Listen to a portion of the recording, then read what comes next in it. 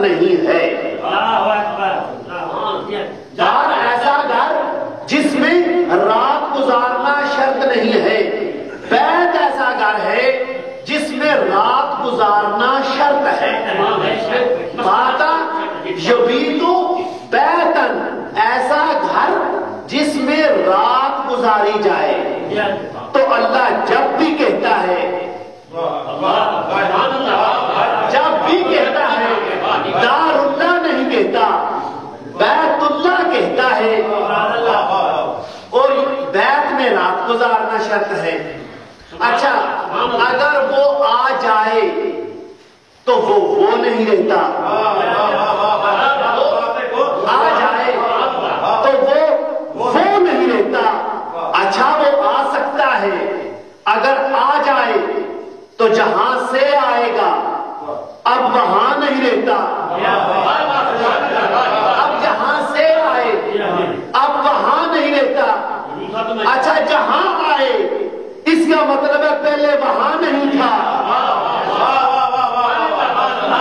جہاں آئے اس کا مطلب ہے پہلے وہاں نہیں تھا۔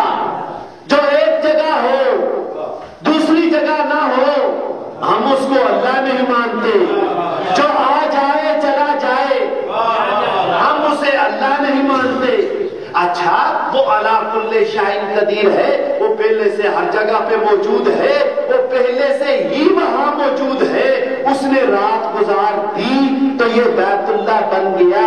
اچھا اگر یہ مان لیں کہ پہلے سے ہی ہے، اس نے رات گزار دی تو یہ دار اللہ نہیں بیت اللہ ہے، تو آیت الکرسی کو کہاں لے کے جائیں گے؟ لا تأخذہ سنۃ ولا نوم، وہ اللہ وہ ہے جس کو اونگ بھی نہیں آتی۔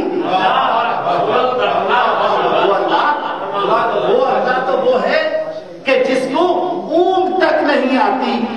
جب میں نے سورہ بقرہ میں یہ دونوں آیات پڑھی کہ اللہ کہتا ہے میرا گھر جو ہے یہ دار اللہ نہیں، یہ بیت اللہ ہے، آیت الکرسی کہتی ہے اسے اونگ تک نہیں آتی۔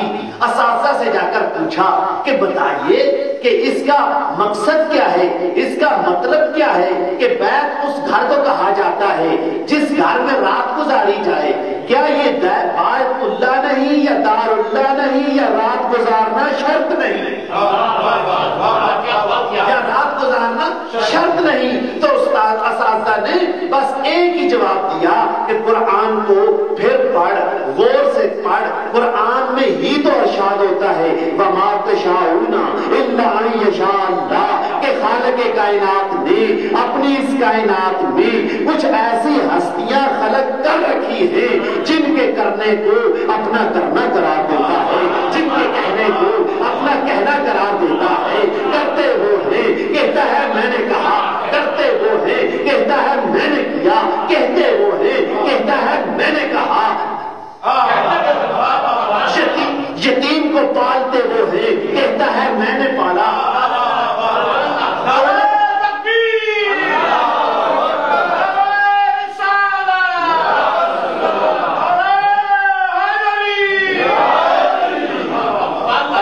یتیم کو وہ پالتے ہیں کہتا ہے میں نے پالا۔ دولت ان کی خرچ ہوتی ہے دین پہ، اللہ کہتا ہے دولت دے کے میں نے غنی کیا۔ یعنی کائنات میں خالق کائنات نے کچھ ایسی ہستیاں خلق کر رکھی ہیں جن کے کہنے کو اپنا کہنا قرار دے رہا ہے، جن کے کرنے کو اپنا کرنا قرار دے رہا ہے۔ اسی جماعت میں سے ایک آدم صفی اللہ ہے، نوح نجی اللہ ہے، ابراہیم خلیل اللہ ہے، عیسیٰ روح اللہ ہے، اور اسماعیل ذبی اللہ ہے، ایوب بھی ہے، یعقوب بھی ہے، یونس بھی ہے۔ کوئی نبی آ کر رات نہیں گزار رہا۔ تاریخ پڑھ لیجیے، اگر آدم نے رات گزاری تو ہم مان جاتے کہ بیت اللہ ہے، نوح نے رات گزاری مان جاتے کہ بیت اللہ ہے، ابراہیم و اسماعیل مزدوروں کی طرح باپ بیٹا کام کرتے ہیں، اوور ٹائم بھی لگا لیتے ہیں، مگر رات نہیں رہتے، ایک رات بھی رہ جاتے، دنیا سمجھ جاتی دار اللہ نہیں، دار اللہ نہیں، یہ بیت اللہ ہے۔ میرے محترم دوستو، گزرتا گیا زمانہ، آ گیا وہ وقت جس وقت اللہ نے آنا تھا، روح اللہ نے آنا تھا۔ لوگوں کی نظریں اٹھی کہ اب تو روح اللہ آ رہا ہے، روح اللہ تو اپنے گھر میں آئے گا، روح اللہ اپنے گھر میں آ کر رات گزارے گا۔ جب رات گزر جائے گی دنیا سمجھ جائے گی دار اللہ نہیں، یہ بیت اللہ ہے۔ جب روح اللہ کی آمد کا وقت قریب ہوا تو روح اللہ کی ماں کیا کرتی ہے؟ خانہ خدا کا طواف کرنا شروع کرتی ہے۔ جو ہی وقت قریب آتا ہے آواز قدرت آتی ہے، اخرجی یا مریم آزہی بیت العبادہ لا بیت الولادہ۔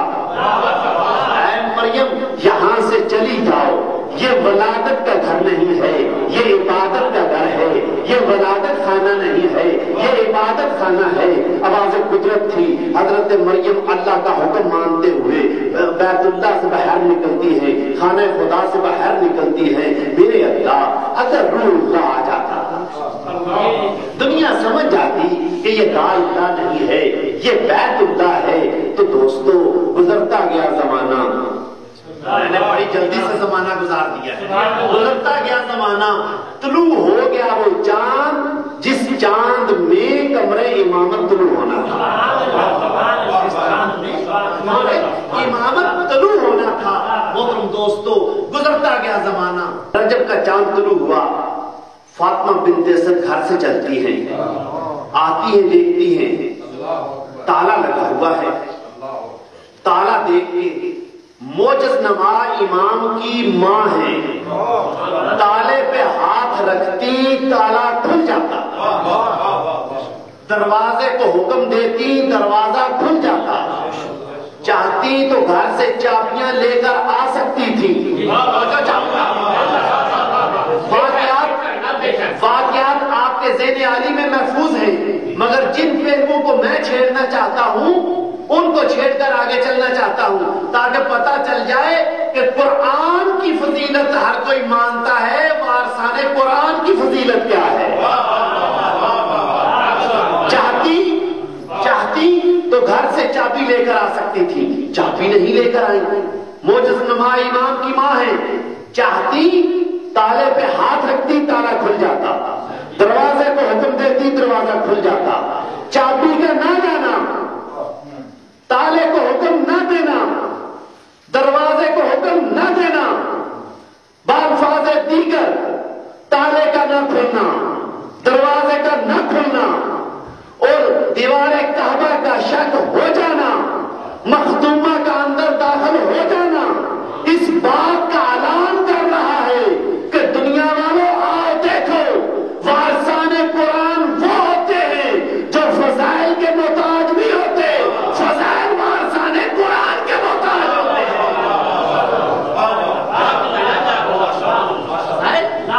وارثان قرآن کے محتاج ہوتے ہیں۔ شاید یہ وجہ ہو کہ تالے کو حکم دیتی تالا کھل جاتا، دنیا تالا تبدیل کر لیتی، دروازے کو حکم دیتی دروازہ کھل جاتا، دنیا دروازہ تبدیل کر لیتی، تبدیل ہو جاتا دروازہ۔ تو دوستو دیوار کعبہ کا شک ہو جانا اور آج تک وارث قرآن کے ظہور و آمد کی علامت کا باقی رہ جانا اس بات کا اعلان ہے کہ جب تک قرآن باقی رہے گا وارثان قرآن کی علامات باقی رہے گا۔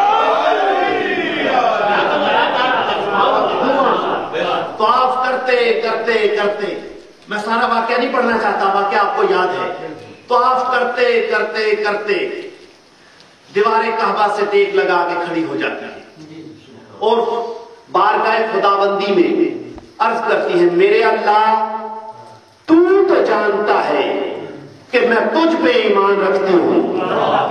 پتہ نہیں میں نے پڑھا کیا ہے، آپ نے سنا کیا ہے، میں پھر دوہرا رہا ہوں۔